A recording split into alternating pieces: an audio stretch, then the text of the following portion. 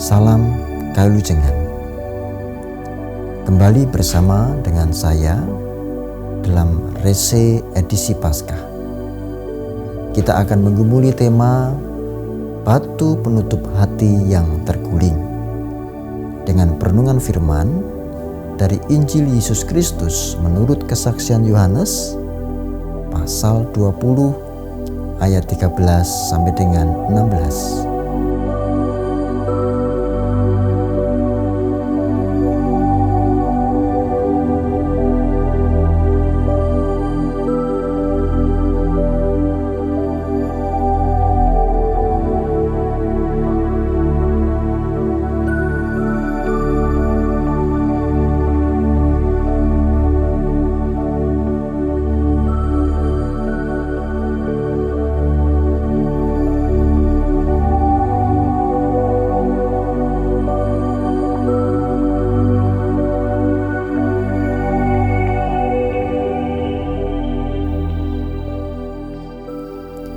Saudara yang terkasih, kesedihan, ketakutan, dan penderitaan adalah suatu hal yang manusiawi.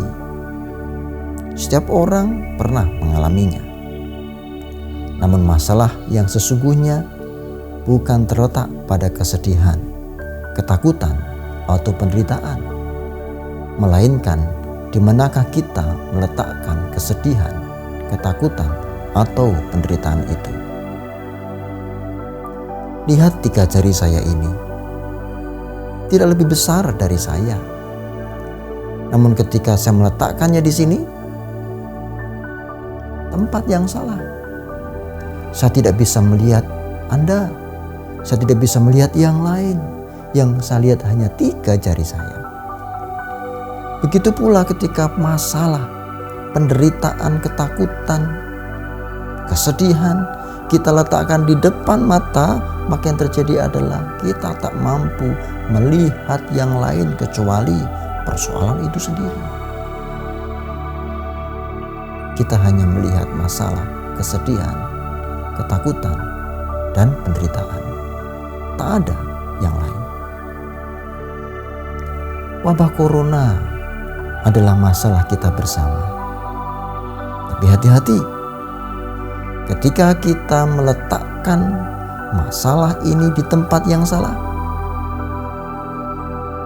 kita menjadi tidak manusiawi.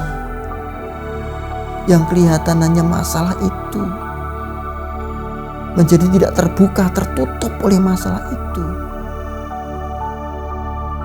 Mulai dari memborong masker habis-habisan, harga obat yang mendadak naik drastis, sampai dengan jasad yang tidak diperbolehkan dikubur di suatu tempat. Gara-gara tertutup hatinya oleh masalah. Kita malah jauh dari identitas manusia yang mestinya memanusiakan yang lain. Hati kita tertutup oleh batu masalah. Kita berubah jadi makhluk yang tak lagi mampu membedakan mana yang baik dan mana yang buruk.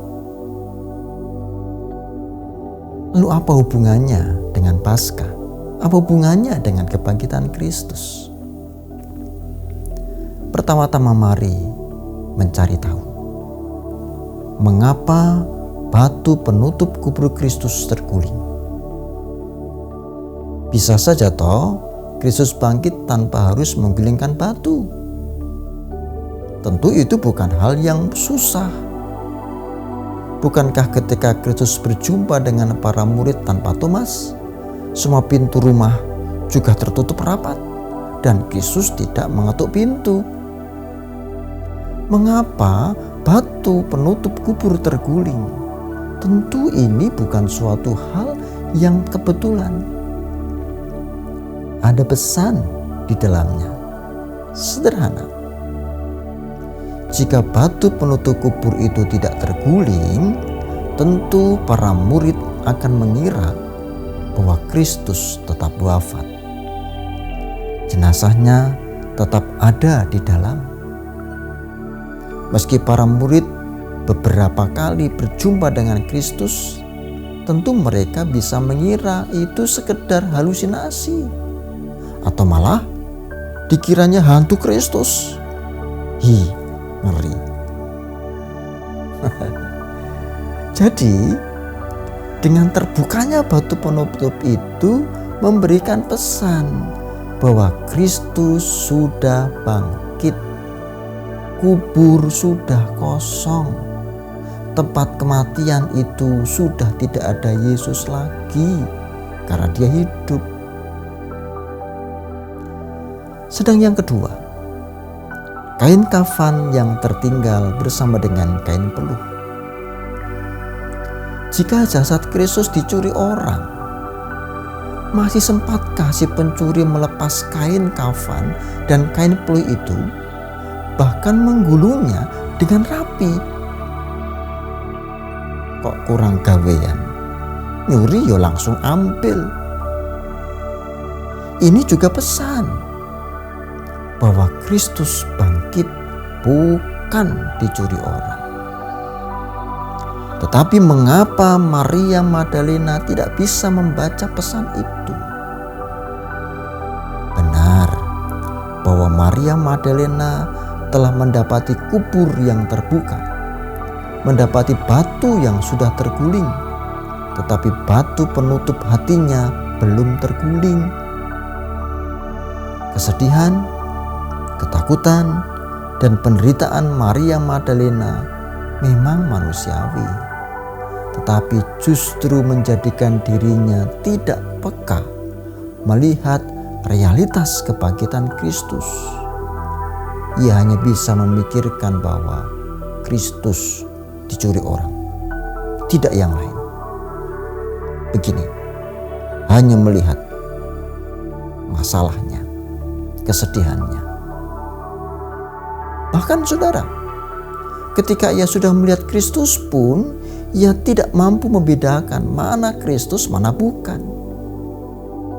Perhatikan, ketika Anda salah meletakkan masalah dan justru menutupi mata hati kita, sekalipun Kristus ada di depan Anda tidak akan mengenalinya.